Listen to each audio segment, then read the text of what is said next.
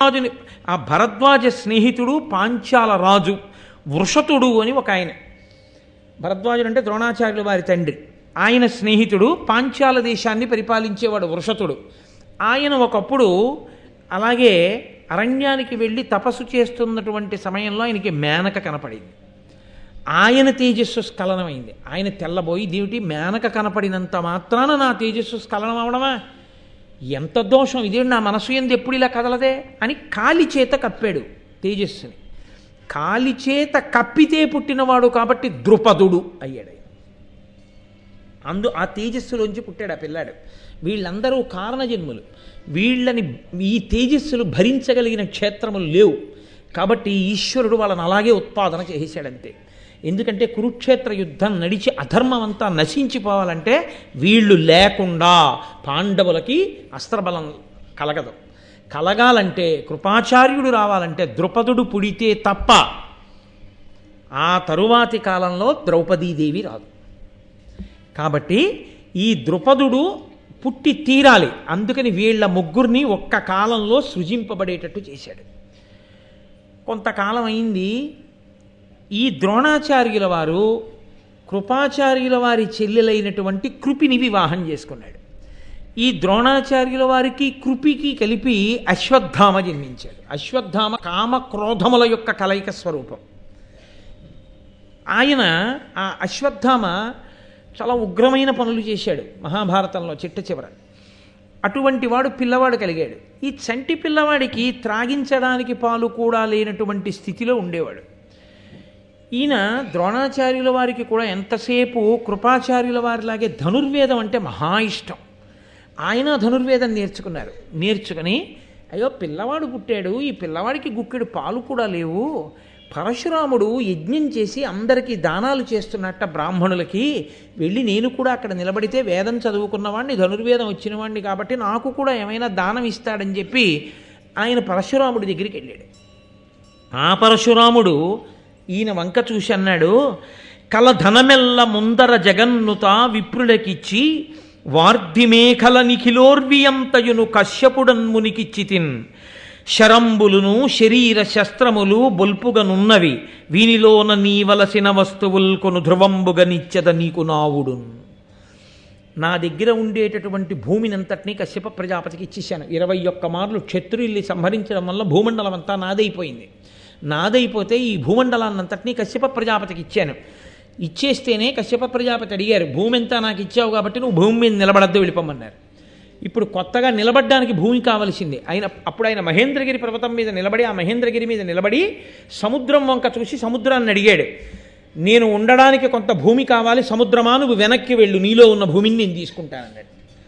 అంటే ఆవిడంది, నేను ఎంత వెనక్కి వెళ్ళాలో నాకు తెలియదు, నీ కోపం సామాన్యమైంది కాదు, కాబట్టి నువ్వు బాణం విసురు, అది ఎక్కడ వరకు పడుతుందో అక్కడ వరకు వెనక్కి వెళ్ళిపోతానంది. కాబట్టి ఆయన ఎంతవరకు కోరుకున్నాడో అంతవరకు సముద్రం వెనక్కి విడితే వచ్చిన భూములు కాబట్టి అవి పరశురామ భూములు అంటారు వాటిని. అందుకే అక్కడ వచ్చే కేరళ రాష్ట్రం, కర్ణాటక రాష్ట్రం, అందులో ఉన్నటువంటి దివ్యక్షేత్రాలన్నీ పరశురామ క్షేత్రాలని పిలవడానికి కారణం అదే, అక్కడ ఆ భూమిలోంచి వచ్చాయి కాబట్టి. ఆ పరశురాముడు భూమినంతటినీ కశ్యప ప్రజాపతికి దానం చేశాడు. కశ్యప ప్రజాపతి పుచ్చుకున్నారు కాబట్టి ఈ భూమికంతటికి కాశ్యపి అని పేరు వచ్చింది ఆయన పేరు మీద. కశ్యపుడిది భూమి. మనం ఏదో హద్దులు కొలుచుకొని దస్తావేజులు రాసేసుకుంటాం, కానీ ఆయింది ఈ భూమి అంతా. కాబట్టి అదిగో ఆ పరశురాముడి దగ్గరికి వెళ్ళి నిలబడ్డాడు ద్రోణాచార్యుల వారు. ఆయన అన్నాడు చూసి, భూమిని అంతటినీ కశ్యప ప్రజాపతికి ఇచ్చేశాను, నా దగ్గర ఉన్నటువంటి మిగిలిన వాటిని అన్నింటినీ బ్రాహ్మణులకు ఇచ్చేశాను. నా దగ్గర ఏం లేవు, 2 ఉన్నాయి. ఒకటి అపారమైన ధనుర్వేదం ఉంది, గొప్ప గొప్ప అస్త్రములను సంధించడం ఉపసంహారం నాకు తెలుసు. 2 ఇదిగో ఈ శరీరం ఉంది. ఈ రెండిటిలో ఏం కావాలి? మరి శరీరం ఉంటే ఆయనేడి, లోపల ఉన్న నేను కానీ ఇది నేను కాదు, ఆ స్థితిని పొందినవాడు.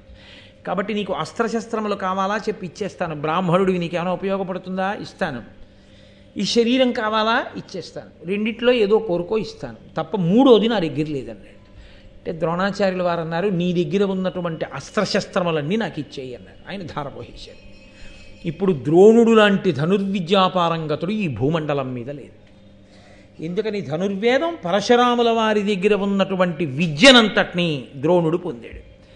పొంది ఈలోగా అందరూ కలిసే కదండి భరద్వాజుడి దగ్గర గురుకులంలో ఉండేవారు. ద్రోణాచార్యులు వారి నాన్నగారి దగ్గరే చదువుకుంటూ ఉండేవారు. ఈ వృషతుని యొక్క కుమారుడైనటువంటి ద్రుపదుడు ద్రోణాచార్యుల వారి తండ్రి గారి దగ్గరే విద్యాభ్యాసం చేశారు. ఆ తర్వాత ఈయన అగ్నివేశుడు అనబడేటటువంటి బ్రాహ్మణుడి దగ్గర ఆగ్నేయాస్త్రం మొదలైనవి కూడా నేర్చుకున్నాడు ద్రోణాచార్యుల వారు పరశురాముడి దగ్గరికి వెళ్ళకముందే.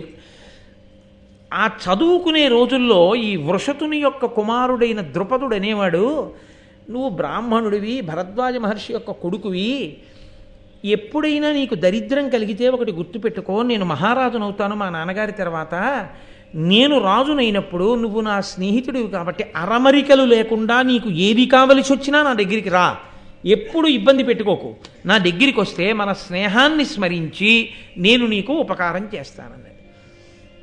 ఈయన కృపుని యొక్క చెల్లెలు కృపిని వివాహం చేసుకున్నాడు. ఆ కృపి వలన ఈయనకి అశ్వత్థామ కుమారుడు జన్మించాడు. ఇప్పుడు ఆ జన్మించినటువంటి అశ్వత్థామకి పాపం పాలిచ్చి పోషించడానికి పాలు కూడా లేవు కాబట్టి ఈయనకి స్నేహితుడైనటువంటి ద్రుపదుడు జ్ఞాపకానికి వచ్చాడు. విడితే ఏమైనా ఇవ్వడా కాబట్టి స్నేహితుడి దగ్గరికి ఎడతాననుకున్నాడు.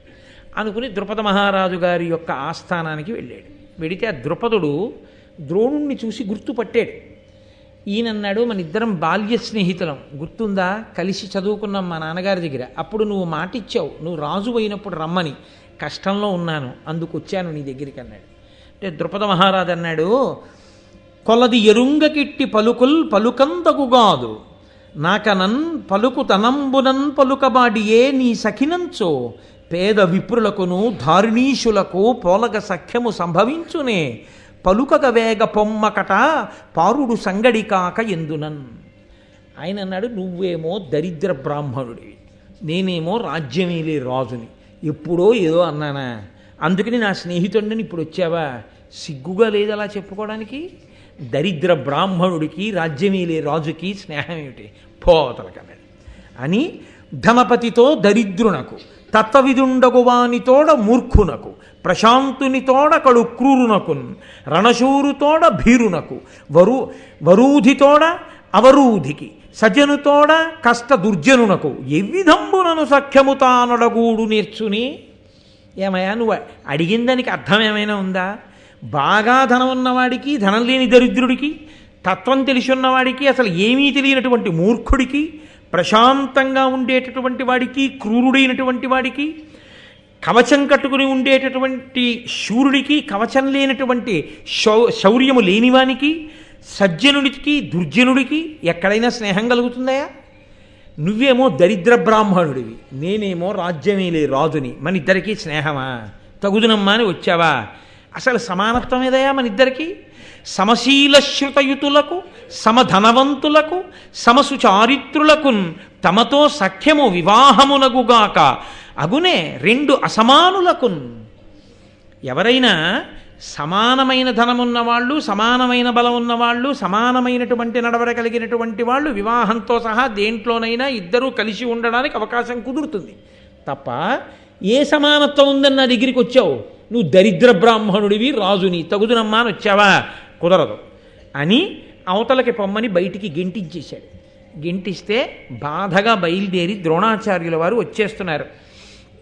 ఆ వచ్చేస్తున్నప్పుడు ఒక చమత్కారమైన విషయం జరిగింది. ఆయన హస్తినాపురంలోకి ప్రవేశించేసరికి ఈ పాండవులు, ధృతరాష్ట్రుని యొక్క కుమారులు మొత్తం 105 మంది కలిసి ఆడుకుంటున్నారు. ఈ ఆడుకునేటప్పుడు వాళ్ళు ఆడుకుంటున్నటువంటి ఆ బంతి వెళ్ళి నూతిలో పడిపోయింది. అది నీటి మీద తేలుతోంది.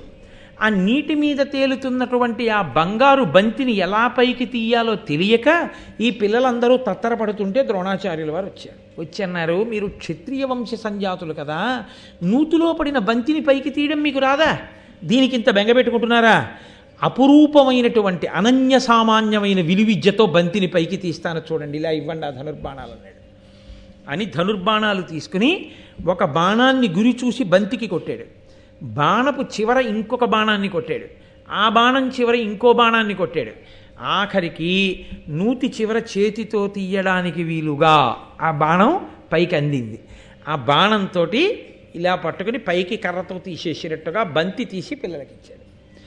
ఇస్తే ఇప్పుడు ఆ బంతి పట్టుకుని పిల్లలందరూ సంతోషంగా, అబ్బా ఏమి విలువిద్య, ఏమి బాణం వేసి బంతిని తీశాడని సంతోషంగా పరిగెత్తుకుంటూ తాతగారు భీష్మాచార్యుల వారి దగ్గరికి వెళ్ళారు. తాతగారు అపురూపం అండి, ఎంత విచిత్రం, బంతిని ఇలా తీశారండి ఒక ఆయన అన్నాడు. ఊరే మీ అందరికీ ఇలాంటి ఆచార్యుడు దొరికితే బాగుండని చూస్తున్నాను. ఏడిరా అని భీష్మద్రోణులు ఇద్దరు సమవయస్కులు. మహానుభావుడు భీష్ముడికి తల పండుతోందప్పుడు ఆయన బయలుదేరి ఆ తోటలోకి వచ్చాడు. వచ్చేటప్పటికి అదిగో ఇద్దరు మహానుభావులు అక్కడ కలుసుకున్నారు. అక్కడ పడింది మహాభారతానికి, మిగిలిన భారతానికి అంతటికీ బీజం అక్కడ పడింది. ఆ భీష్ముడు ద్రోణుణ్ణి చూసినప్పుడు నన్నయ్య గారు అంటారు, అది కవిత్వంలో గొప్పతనం ఏమిటో తెలుసా అండి, ఇద్దరు మహాపురుషులు కలుసుకున్నారని వదిలేదు. భీష్ముడు ద్రోణుణ్ణి చూసి అనలేదు. భీష్ముడు ద్రోణుణ్ణి చూసినప్పుడు భీష్ముడి కన్నుల్లోంచి ద్రోణుణ్ణి చూసి నన్నయ్య గారి పద్యం గంటంలోంచి బయటకు వచ్చింది. అంటే తాను భీష్ముడై దర్శనం చేశారు నన్నయ్య గారు. ఆసన్న పలితు అనఘు శరాసన గురు భూరిసత్వు అసిత కృషాంగున్ భూసరవరు ద్రోణు గుణోద్భాసితు విని నట్ల చూచి పరమప్రీతిన్. అంతకుముందు ఎక్కడో విన్నాడు ద్రోణాచార్యుల వారిది. మహానుభావుడు పరశురాముడి దగ్గర అన్నీ తెలుసుకున్నాడు. ఎందుకని భీష్మాచార్యుల వారికి కూడా పరశురాముల వారే గురువు కాబట్టి ఆయన గురువు గారంటే ఆయనకున్న నమ్మకం అటువంటిది. మా గురువు గారికి తెలియని విద్య లేదు, అవన్నీ ద్రోణాచార్యుల వారు పుచ్చుకున్నారని. కాబట్టి ఇదిగో ఇప్పుడు వెళ్ళి చూశాడు. కొద్దిగా తల నెరుస్తోంది ఆయనకి. ద్రోణాచార్యుల వారికి ఆసన్న పలితు అనఘు పాపము లేనివాడు, శరాసన గురు సమస్తమైనటువంటి విలువిద్య నేర్పగలిగినటువంటి దక్షుడు, భూరిసత్వు గొప్ప సత్వము కలిగినటువంటి వాడు, అసిత కృషాంగున్ సన్నబడిపోయి నల్లగా ఉన్నటువంటి వాడు, భూసురవరు ద్రోణు గుణోద్భాసితు బ్రాహ్మణుల యందు మిక్కిలి తేజస్సు కలిగినటువంటి ఆ ద్రోణాచార్యుల వారిని చూసి పరమ ప్రీతితో భీష్మాచార్యుల వారు అన్నారు, మహానుభావ మీ గురించి విన్నాను, ఈ హస్తినాపురానికి మీరు ఎందుకు వచ్చారు అని అడిగాడు. అడిగితే దాపరికం ఎక్కడ లేదు.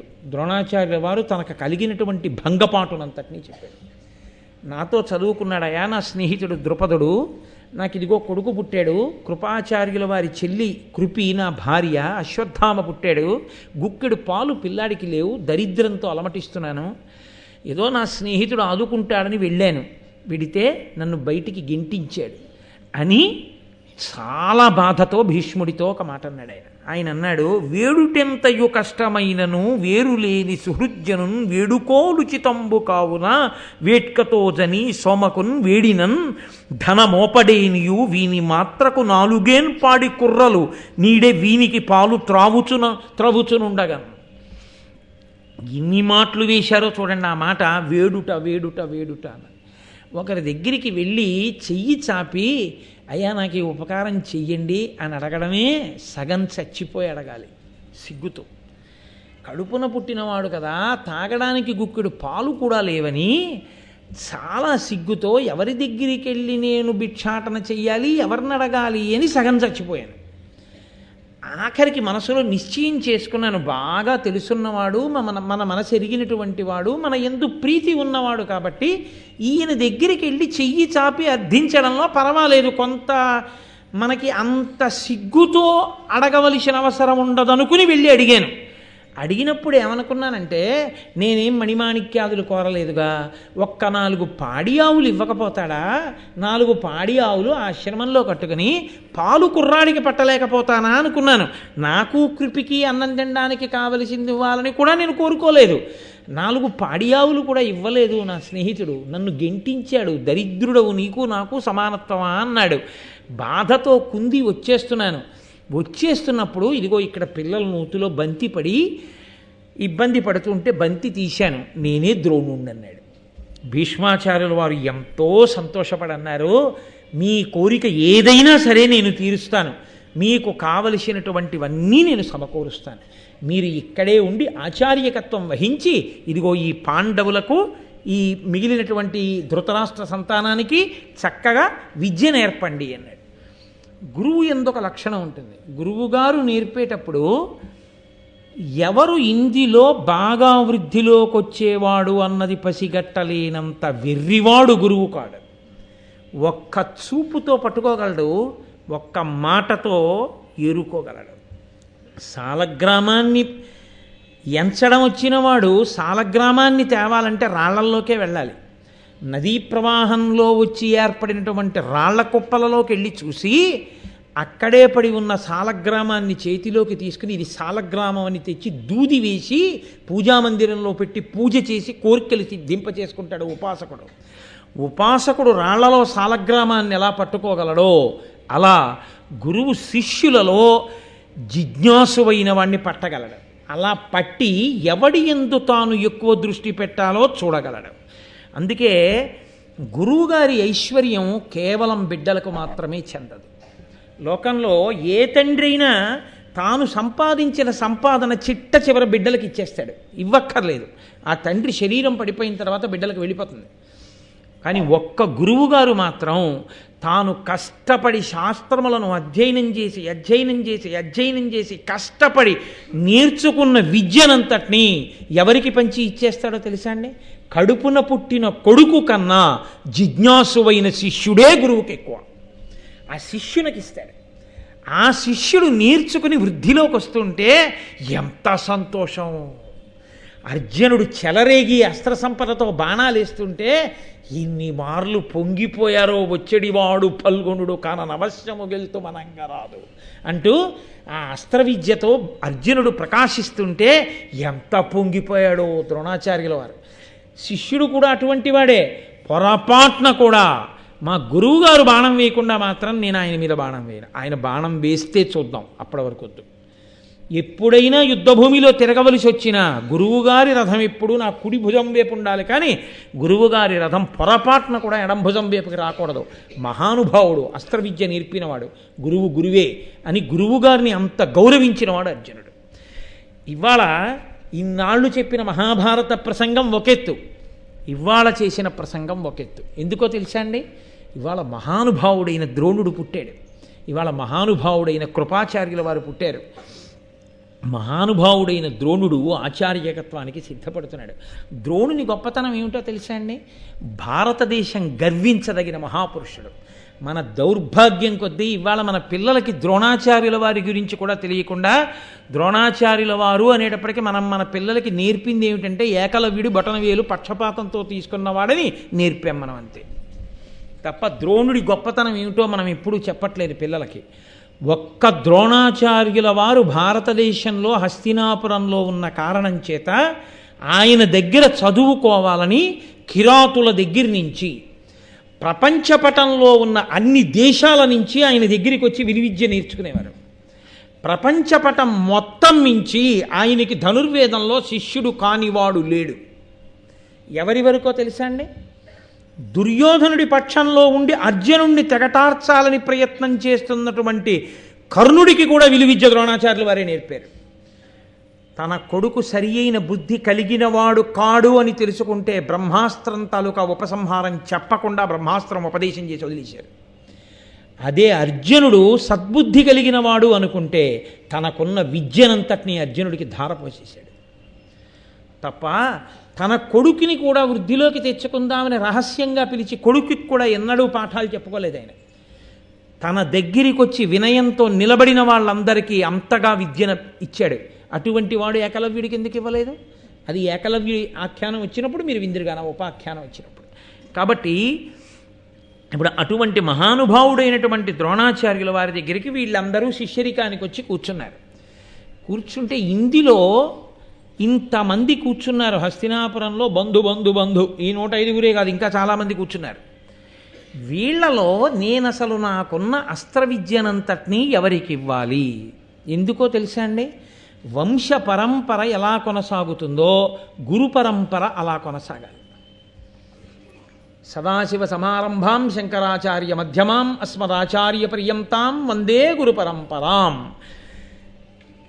నా వంశము నా తర్వాత నా కొడుకు ఉండాలి, నా కొడుక్కో కొడుకు ఉండాలి, కొడుక్కి ఓ 10 మంది కొడుకులు, వాళ్ళకో 20 మంది కొడుకులు, అలా తామర తంపరగా ఆ వంశం పెరుగుతూ ఉండాలి.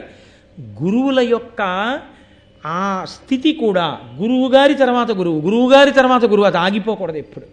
అది ఆగిపోయిందనుకోండి కుదరదు. అందుకే గురువు ఎల్లకాలముల యందు శరీరంతో ఉండలేడు. గురువు శరీరం పడిపోతుంది ఎప్పుడప్పుడు. ఎందుకంటే అది కూడా శరీరమే, కాలంలో వెళ్ళిపోతారు గురువుగారు. గురువుగారు వెళ్ళిపోతే గురువుగారితో గురువుగారి విద్య వెళ్ళిపోకూడదు. గురువుగారు వెళ్ళిపోయినా గురువుగారి విద్య ఉండిపోవాలి. గురువుగారు వెళ్ళిపోయినా గురువుగారి హృదయం ఉండిపోవాలి. తాను బ్రతికున్నన్నాళ్ళు నిస్వార్థంగా ఎలా తాను శిష్యులకు అందించాడో అలా మళ్ళీ గురువుగారి హృదయాన్ని బుచ్చుకొని గురువుగారి దగ్గర నేర్చుకున్నటువంటి విజ్ఞానాన్ని లోకానికి వెదజల్లగలిగినటువంటి వాడు ఇంకొకటి పుచ్చుకోవాలి. మేఘం వచ్చి వర్షిస్తుంది, వర్షించిన నీరు ఎక్కడో ఒక్కచోట ఉండిపోయిందనుకోండి, కుదరదు. నదిగా ప్రవహించి వెడుతూ ఉండాలి. అందుకే గురువు తర్వాత గురువు ఉండాలి, లేకపోతే వంశాలకు ఎలా అందుతుంటుంది ఆ జ్ఞానం? అందుకే గురువు నిస్వార్థపరుడై అందించేస్తాడు. అది విజ్ఞానం అయితే ప్రబోధంగా వెడుతుంది. ధనుర్వేదం అయితే దుష్టుల్ని ఖండించి శిష్టుల్ని రక్షించి లోకమునందు ధర్మం నిలబెట్టడానికి పనికొస్తుంది. ఇప్పుడు లోకమునందు ధర్మం నిలబెట్టడానికి కావలసిన ఒక సుక్షత్రియుణ్ణి, ఒక మహాపురుషుడు తయారు కావాలంటే ద్రోణుడు లేకపోతే తయారు కాడు. ఆయన ఎంత ఇంద్రుడి యొక్క కుమారుడైనా సరే. ఇక్కడికి వచ్చేటప్పటికి మాత్రం గురువుగారు ఉండవలసిందే. సాక్షాత్ కైలాస శంకరుడే కాలటి శంకరుడిగా వచ్చిన గోవింద భగవత్పాదాచార్యుల వారి పాదములను పట్టుకుని నమస్కారం చేసి గోవింద భగవత్పాదుల్ని గురువుగా స్వీకరిస్తేనే ఆయన శంకరాచార్యుల వారైనా సరే సదాశివ సమారంభాం శంకరాచార్య మధ్యమాం గురువుని స్వీకరించవలసి వచ్చింది. కాబట్టి గురువుగారు లేకపోతే ఆ విద్య గుడ్డి విద్య. గురువు ఉండాలి. కాబట్టి ద్రోణుడు లేని భారతం మీరు ఊహించలేరు.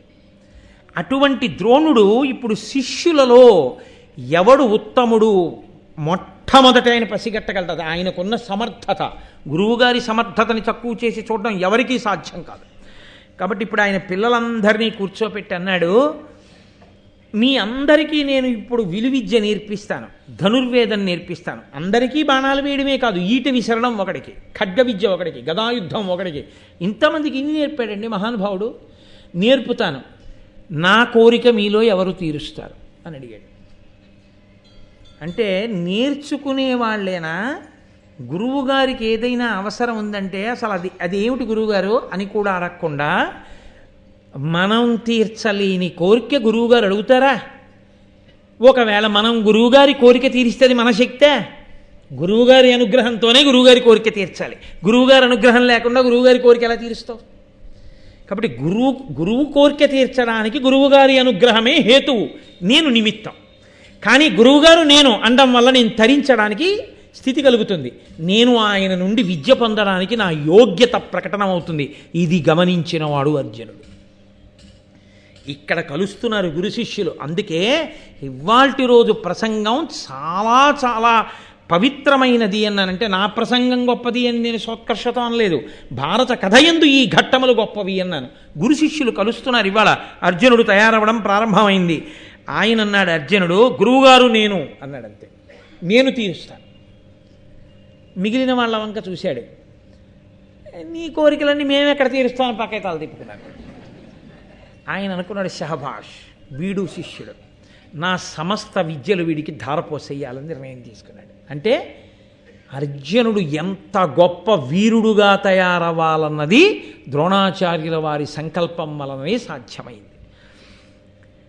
నరుడు అస్త్రశస్త్ర విద్యా పరిణతి అధికుడయి వినయపరుడయి శశ్వద్గురు పూజా యత్నంబున పరగుచు సంప్రీతు చేసే భారద్వాజున్. అర్జునుడు విద్య ఎందుకు నేర్చుకోగలిగాడో మనకి నేర్పుతున్నారు. అర్జునుడికి విద్య ఎందుకు వచ్చిందో తెలుసా అండి? వినయము లేని చోట విద్య రాదు. ఒకవేళ వచ్చినా అది జ్ఞాన కలునిలోని శారదయోలే. వాడు ఎప్పుడో అప్పుడు జైలుకి వెళ్ళడానికి పనికొస్తుంది ఆ విద్య. అదేమిటండి అంత మాట అన్నారని మీరు అనుకుంటున్నారేమో. వాడు ఎంత గొప్ప ఇంజనీరో అయ్యి వాడు వెనక మూటలు కట్టడానికి కూలిపోయే బ్రిడ్జీలు కడితే ఏదో ఒకనాడు జైలుకి వెళ్ళిపోతాడు. ఈశ్వరుడు అన్నవాడు లేడండి. కాబట్టి లోకం కోసం పనికొచ్చేటటువంటి విద్య నేర్చుకోగలిగినటువంటి వాడై ఉండాలి. దానికి వినయము ప్రధానమై ఉండాలి. గురువుగారి దగ్గర ఎక్కడ వినయం ఉంటుందో గురువు అనుగ్రహించడానికి కారణం ఒక్కటే, తల వంచడం ఒక్కటే. తల ఉంచితే గురువుగారు అనుగ్రహం లభించేస్తుంది అంతే. కాబట్టి నరుడు అస్త్రశస్త్ర విద్యా పరిణతి అధికుడయి, అందరికన్నా అస్త్రశస్త్ర విద్య యందు నరుడు, నరనారాయణుల్లో నరుడు అర్జునుడుగా వచ్చాడు, అధికుడయ్యాడు. అందరికన్నా బాగా వచ్చింది. ఎందుకని? ఆయన కూర్చోబెట్టి రహస్యంగా ఏమీ నేర్పలేదు. అర్జునుడు ప్రత్యేకంగా ద్రోణాచార్యుల వారి దగ్గర ఇది నేర్పండి అని అడగలేదు. ఎందుకు వచ్చిందో గురువుగారికి, ఎందుకు అతనికి బాగా అర్థం అవుతోందో లేదో గమనించవలసి వచ్చిందో తెలుసా అండి? వినయపరుడయి శశ్వద్గురు పూజాయత్నంబున బరగుచు గురువుగారిని నిరంతరము పూజ చేసేవాడు. గురువుగారిని పూజ చేయడం అంటే పువ్వులు కాయలు పళ్ళు పట్టుకురావడం కాదు. గురువుగారి మాట మీద అంత నమ్మకం, గురువుగారి మూర్తి మీద అంత నమ్మకం, గురువుగారి మీద అంత విశ్వాసం. ఈ గురువుగారి లేనినాడు మా జీవితాలు ఎక్కడుంటాయి అంధకార బంధురమని అంత ప్రీతి, అంత భక్తి కలిగి ఉండడం తప్పించి గురువుగారికి ఏం పట్టుకెడతారండి? ఆయన నిత్యతృప్తుడు. నిత్యతృప్తుడు కానివాడు గురువుగారు ఎలా అవుతాడు అసలు? కాబట్టి అటువంటి గురువు సంప్రీతి చెందాడు అర్జునుడితో. ఎందుకంటే ఆయనకి శిష్యుని పట్ల ఉన్నటువంటి పూజ్యభావన అటువంటిది. ఆ వినయము చేత అర్జునుడు చక్కగా గురువు దగ్గర నేర్చుకుంటున్నాడు. దీనికి తోడు ఏమైందో తెలుసా అండి? ఒక్క సంఘటన చాలా గొప్పగా కలిసి వచ్చింది. నేను అందుకే చెప్తుంటాను, అసలు అర్జునుడు ద్రోణుడు కలుసుకున్న ఘట్టాన్ని ఎవరు నేర్చుకోవాలి అంటే స్కూల్లో చదువుకునే పిల్లలు నేర్చుకోవాలి. తప్పకుండా తెలుసుకోవాలి ఈ ఘట్టాన్ని. అందరికీ పాఠం నేర్పుతున్నాడు ఆయన, అందరినీ కూర్చోపెట్టి నేర్పుతున్నాడు. అందరినీ కూర్చోపెట్టి నేర్పేటప్పుడు కొత్తగా అర్జునుడిని కూర్చోపెట్టుకుని ఆయన ఎప్పుడూ ఏమీ నేర్పలేదు. నేర్చుకోకూడదు అశ్వత్థామ నేర్చుకున్నాడు. ఏం నేర్చుకున్నాడో తెలుసా అండి? మేమందరం గురువుగారి దగ్గర పాఠం వింటున్నాం, అర్జునుడు ఒక్కడు మా అందరికన్నా బాగా పైకి వస్తున్నాడు. ఎందుకని? ఆయన అంతగా పరిశ్రమ చేస్తాడు. గురువుగారు ఏం చెప్పారో అది తనకి జీర్ణమయ్యే వరకు పరిశ్రమ చేస్తాడు. ఒక లక్ష్యాన్ని కొట్టడం అంటే అలా కొడతాడు. ధనుర్వేదంలో ఒక మాట చెప్తారు, ఉచ్చు వేయడం అని ఒకటి ఉంటుంది. తాడు ముడేసి శత్రువు మీదకేసి లాగాలి. ఇది లాగేటప్పుడు మొట్టమొదట ఏం చేస్తారంటే కదలకుండా కూర్చున్నటువంటి విగ్రహాలకు వేయడం నేర్పుతారు. ఉచ్చు వేయడం అంటే ఏమంటే మీరు అలా కదలకుండా కూర్చోండి నేను వేస్తానంటే కుదరదు కదా. యుద్ధంలో వాడు ఎలా ఉన్నా వెయ్యాలి. ఉన్న విగ్రహానికి గభాలన గురి చూసి వేసి లాగేయాలి. అది ఎంత ఒడుపుగా వేసేయాలంటే అనుకున్న క్షణంలో వేసి లాగడం నేర్పుతారు. అది వచ్చిన తర్వాత గెంతుతూ అలా గంతులేస్తున్నటువంటి వాళ్ళకి వేయడం నేర్పుతారు. అప్పుడు కదులుతున్న వాటికి ఉచ్చేసి దగ్గరికి లాగడం నేర్పుతారు. ఇది దేనివల్ల వస్తుందో తెలుసా అండి? మీరు చూడండి, మనం ఎగ్జిబిషన్కి వెడితే చేతికి రింగ్స్ అని ఇస్తారు, వలయాకారంగా ఉంటాయి. వాడే సబ్బు పెట్లు అవి అన్నీ ఇచ్చి చేతికి ఓ 5 రూపాయలు ఇస్తే ఇంత గుర్తిస్తాడు. ఇచ్చి మీరు దేని మీద వేస్తే అది మీకు ఇచ్చేస్తానంటాడు. మనం అనుకుంటాం ఏడు ఒకటి పడదా, అన్నీ పట్టుకుపోతాను అనుకుంటాం. అనుకుని మనం ఇలా చూసి కళ్ళదోళ్ళలోంచి ఇలా వేస్తాం. అది సబ్బు మీద వేస్తే గ్లాసు కొట్టి కింద పడిపోతుంది. ఆఖరికి అన్నీ అయిపోయి 50 రూపాయలు అయిపోయిన తర్వాత దిక్కుమాల సబ్బులు డజన్ వణుక్కుని ఎందుకు వచ్చిన కూడా అనుకుని పక్క స్టాల్లోకి పోతాడు. అది ఇవాళ వెళ్ళి వేసేద్దామంటే రాదు. ఇవాళ ఎగ్జిబిషన్లో సబ్బుకి వేయడం చేత కాకపోతే మీరు 8 చట్రాలు వాడి దగ్గర కొనుక్కుని ప్రతిరోజు బల్ల మీద పేర్చుకుని సాధన మొదలెడితే వచ్చే ఎగ్జిబిషన్లో అన్నిటికీ తెచ్చుకోవచ్చు. సాధనమున పనులు సమకూరు ధరలోన, సాధన చెయ్యకుండా విద్య రాదు. చాలా గొప్పవాడైన వాళ్ళందరూ కూడా ఒక్కరోజు రాత్రి చదువుకుని గొప్పవాళ్ళైన వాళ్ళు కారు. విద్య యందు తాము పెళ్లి చేసుకోవాలన్న విషయాన్ని మర్చిపోయిన వాళ్ళు ఉన్నారు చదువుకోవడంలో. తెలుసా అండి? ఆశ్చర్యపోతున్నారా? అబ్దుల్ కలాం గారు లేరు? రాత్రింబవళ్ళు చదువుకుంటుంటే ఏమండి మీరు టీ కూడా తాగలేదండి. మీరు ఎప్పుడు కూర్చున్నారో తెలుసా? పుస్తకం పట్టుకుని రాస్తూ పుస్తకాలన్నీ పట్టుకుని రాయడం ఎప్పుడు మొదలుపెట్టారో తెలుసా? తెల్లవారుజామున 3 గంటలకు మొదలుపెట్టారు. ఇప్పుడు ఎంతైందో తెలుసా? ఎంతైందయా అని ఇలా చూస్తే వెనక్కి కటిక చీకటి. 3ంటికి మొదలెట్టాను, ఇంకా తెల్లారలేదా? ఏమిటి తెల్లవారడం? మర్నాడు రాత్రి 1 గంట అయింది. ఆయనకి తెలీదు. ఆయన స్నానం చేయలేదు, ఆయన కాఫీ తాగలేదు, టిఫిన్ తినలేదు. చూస్తున్నాడు, చదువుతున్నాడు, రాస్తున్నాడు, చూస్తున్నాడు, చదువుతున్నాడు, వ్రాస్తున్నాడు. అంటే మమేకమైపోయాడు, కాలమును విస్మృతి పొందాడు. కలాం గారి జీవితంలో జరిగింది అలా ఒకసారి. రాత్రుంబవళ్ళు అంకితమై కఠోర దీక్షతో ఎవడు అంత పరిశ్రమ చేస్తాడో వాడు వృద్ధిలోకి వస్తాడు. కానీ ఏ పరిశ్రమ చేయకుండా తెల్లవారుజామున 4ంటికి అలారం పెట్టుకుని అలారం కొడితే దాన్ని నొక్కేసి నిద్రపోతానన్నవాడు, చదువుకోవడానికి వెడుతూ టీవీలో క్రికెట్ కనబడితే ఒళ్ళు మరిచిపోయి రేపు పరీక్ష వరకు చదవకుండా క్రికెట్ చూస్తూ కూర్చున్నవాడు అత్యద్భుతంగా మార్కులు వచ్చేటట్టు చదువుకునేవాడు అవ్వాలంటే ఎక్కడవుతాడు? నేను పేరు చెప్పకూడదు, బాగుండదు. నాతో ఉన్న వాళ్ళ గోపాలకృష్ణ గారు వాళ్ళందరికీ తెలుసు. తండ్రి మెరైన్ ఇంజనీర్, వెళ్ళిపోతే 18 నెలలు రాడైన, అది కూడా ఎక్కడో అట్లాంటిక్ సముద్రం అవి దాటి వెళ్ళిపోతూ ఉంటాడు. నేను విశాఖపట్నంలో ఉపన్యాసాలు చెప్తూ వాళ్ళ ఇంట్లో ఉన్నాను. ఆ పిల్లవాడిని ఓ రోజున నేను ఎందుకో అందరూ ఎక్కడ కిళ్ళీ కొట్ల దగ్గర చూసినా ఎక్కడ చూసినా నేను ఉపన్యాసం చెప్పొస్తుంటే అదే పనిగా చూస్తున్నారు. ఏమిటి అంత ఉత్కంఠ భరితంగా ఉందా ఇవాళ అని ఇంటికి వచ్చి ఈ పిల్లాడిని పిలిచి, ఏడి ఈ పిల్లాడంటే అదే చదువుకున్నాడు అన్నారు. ఇది ఆశ్చర్యంగా ఉంది, వీడు చదువుకోవడం ఇంతమంది అందరూ అలా చూస్తుంటే అని పిలిచి, ఏమయ్యా స్కోర్ ఎంత అన్నా, నాకు తెలియదండి అన్నాడు. ఇవాళ మ్యాచ్ ఎవరికి అన్నాను, నాకు తెలియదండి అన్నాడు. ఏమయ్యా నీకు తెలియకపోవడం ఏమి అన్నాను. అంటే అతను నాతో అన్న మాట ఏమిటో తెలుసా అండి? అతను అన్నాడు, మా నాన్నగారండి ఇల్లు విడిచిపెట్టి సముద్రంలో ఓడెక్కి మెరైన్ ఇంజనీర్గా వెళ్ళిపోతే కొన్ని నెలల పాటు కష్టపడుతూ మహానుభావుడు సముద్రంలో ఎక్కడెక్కడో ఉండి ఓడ తుఫానుల్లో ఉన్నప్పుడు కూడా మాకు ఫోన్ చేసి మాట్లాడుతూ ఉంటారు. మా కోసం మా నాన్నగారు అంత కష్టపడ్డారు. మా నాన్నగారు సముద్రం నుంచి తిరిగి ఇంటికి వచ్చేటప్పటికి, నాన్నగారండి నేను ఐఐటి సెలెక్ట్ అయిపోయాను, ఆర్ఈసీలు సెలెక్ట్ అయిపోయాను, ఎంసెట్లోనూ మంచి ర్యాంక్ వచ్చింది, నాన్నగారు నన్ను మీరు ఎందులో జాయిన్ చేస్తారని నేను అడిగిన నాడు మా నాన్నగారు పడిన కష్టం అంతా మర్చిపోతారు. అందుకే నేను ఒట్టు పెట్టుకున్నానండి, నేను మళ్ళీ అటువంటి స్థితిని పొందే వరకు దేనిని చూడను అని నిర్ణయం చేసుకున్నాను. నేను టీవీ చూడనండి అన్నాడు ఆ పిల్లడు. నేను తెల్లబోయాను. మీకు నేను యథార్థం చెప్తున్నానండి. గోపాలకృష్ణ గారికి తెలుసు, ఇందులో చాలామందికి తెలుసు, ఎవరో కూడా పిల్లాడు. అతను అకస్మాత్తుగా ఓ రోజున విజయవాడ కనకదుర్గమ్మ ప్రసాదం పట్టుకుని నా దగ్గరికి వచ్చాడు నమస్కారం పెట్టడానికి. ఏమయ్యా ఇదేమిటి ఇంత ప్రసాదం పట్టుకుని వచ్చావన్నాను.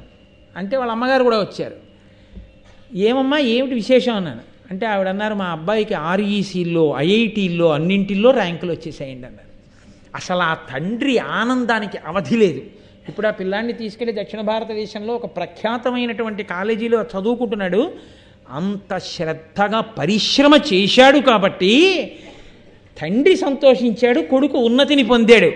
మా నాన్నగారు సంతోషించాలంటే నువ్వు క్రికెట్ చూసుకుంటే నువ్వెక్కడ ఐఐటీకి పెడతావు? అందరూ ఐఐటీలు చదువుదామని అనుకోవచ్చు, అందరినీ ఐఐటీలకి పంపించేసే స్కూల్ని బోర్డులు ఉండొచ్చు, కానీ అందరూ ఐఐటీలకు వెళ్ళరు. ఎవరు పెడతారు? కఠోర పరిశ్రమ ఎవడు చేయగలడో వాడు వెళ్తాడు తప్ప. గురువుగారు చెప్పడం స్కూల్లో కూర్చోబెట్టి 40 మందికి పాఠం ఒక్కలా చెప్తారు. 40 మందిలో ఒకటే ఉంటుంది జాతి వజ్రం. దానికి టీచర్కి పేర్లు పెట్టడం పద్దులు పెట్టడం దానికి చేత కాదు. వాడు ఎంతో జాగ్రత్తగా విని ఇంటికెళ్ళి చదువుకుని మమేకమై ధారణ చేసి గుర్తుపెట్టుకొని అహర్నిశలు కృషి చేసి వాడు వృద్ధిలోకి వస్తాడు. అలా వృద్ధిలోకి వచ్చిన వాడున్నాడే వాడు ధన్యాత్ముడు. ఆ పరిశ్రమ లేనివాడు రాలేడు. వాడి దృష్టికోణం ఎప్పుడూ అలాగే ఉంటుంది, ఎప్పుడు ఎలా ఉండాలో అలాగే ఉండాలి. అందుకే బ్రహ్మచర్యాశ్రమం అంతా గురువుగారి దగ్గర కూర్చోబెట్టారు. సనాతన ధర్మంలో భిక్షాన్నం తిని గురుపత్ని పెట్టిన అన్నం తిని గురువుగారు చెప్పిన విద్య నేర్చుకోవడమే. బ్రహ్మచర్యంలో నువ్వేది నేర్చుకున్నావో అదే గృహస్థాశ్రమంలోనూ ఆ తర్వాత నీకు పెట్టుబడి. నువ్వు బ్రహ్మచర్యంలో నేర్చుకోనిది ఇంకా నీకు తర్వాత ఇవ్వటపట్టదు. అది పునాది. కాబట్టే మహానుభావుడు అశ్వత్థామకి కక్ష ఇంత వృద్ధిలోకి వస్తున్నాడని. గురువుగారి కొడుకైతే గురువుగారి విద్య అంతా వస్తుందా? గురువుగారి మనసు మెచ్చుకునేటట్టు గురువుగారు ఓ మాట చెప్పి వెళ్ళిపోతే అంత కఠోరమైన సాధన చేస్తే నీకు వస్తుంది. కాబట్టి వెళ్ళాడు అర్జునుడు. ఎప్పుడూ ఒక మాట చెప్పేవాడు, చీకట్లో మాత్రం అర్జునుడికి అన్నం పెట్టవద్దు అని చెప్పేవాడు, అన్నం వడ్డించి ఆయనకి. ఎందుకని? పగటిపూటే లక్ష్యాన్ని అలా కొట్టేస్తున్నాడు. చీకట్లో కూడా బాణం వెయ్యొచ్చు అన్న ఆలోచన వస్తుంది. చీకట్లో కానీ దీపం నిధనం అయ్యాక గబుక్కుని ఇక్కడ పప్పు ఉందని ఊహించుకుని పప్పుని ఇక్కడ కూరుందని ఇంతకుముందు చూసిన దాన్ని లాగి తిన్నాడు అనుకోండి, అకస్మాత్తుగా సూర్యాస్తమయం అయిపోయినా లక్ష్యాన్ని కొట్టేస్తాడు, చూసి గుర్తుపెట్టుకున్నాడు కాబట్టి. బట్ చీకట్లో బాణం వేయడం అన్న ఆలోచనే అర్జునుడికి రాకూడదంటే ఆయన అన్నం తింటున్నప్పుడు దీపం ఎట్టి పరిస్థితుల్లో లేకుండా మాత్రం ఏది వడ్డించద్దని చెప్పాడు. అరిచేతిని అడ్డుపెట్టి సూర్యకాంతిని ఆపుతారా? వృద్ధిలోకి వచ్చేవాడికి మీరు ఏ ఆలోచనలు చెప్తే వాడు వృద్ధిలోకి రాకుండా ఉంటాడు. ఒకరోజు అన్నం పెట్టారు, అర్జునుడు అన్నం తింటుంటే దీపం నిధనం అయిపోయింది గాలికి. ఈశ్వరుడు లేడండి, ఆయన ఈ పచ్చడి తీసి ఇలా కలుపుకొని అన్నం తిన్నాడు. ఆయనకు ఆలోచన వచ్చింది, దీపం లేదు, పచ్చడి ఇక్కడ ఉందని చూశాను, ఇలా తీసి కలుపుకు తినగలిగాను. కాబట్టి చీకట్లో లక్ష్యాన్ని ఎందుకు కొట్టలేను? భోజనం చేసి ఉత్తరాపోసన బట్టి బయటికి వెళ్ళిపోయి ధనస్సు బాణం తీసుకుని సాధన మొదలెట్టేశాడు. ఉత్సాహం ఉన్నవాడికి సమయం ఏమిటండి? సంతోషం అంతే. ఇప్పటికున్నారు ఎందరో మహాపురుషులు అలా చదువుకుంటూనే ఉంటారు, జపం చేసుకుంటూనే ఉంటారు, ఆ పద్యాలు తలుచుకుంటూనే ఉంటారు. పనికి మాలిన వాడికి బోరు, పనికొచ్చేవాడికి ఈశ్వరుడిచ్చిన సమయం సరిపోదు. అసలు ఏ పని వంట పట్టకపోతే వాడికి ఏమీ తోచదు, ఎప్పుడు ఏవో పనికి మాలిన పనులు. అసలు నిజంగా వివేకం కలిగిన వాడికి ఎంత ఆయుర్దాయం ఉండనివ్వండి, ఆయనకి సరిపోదు.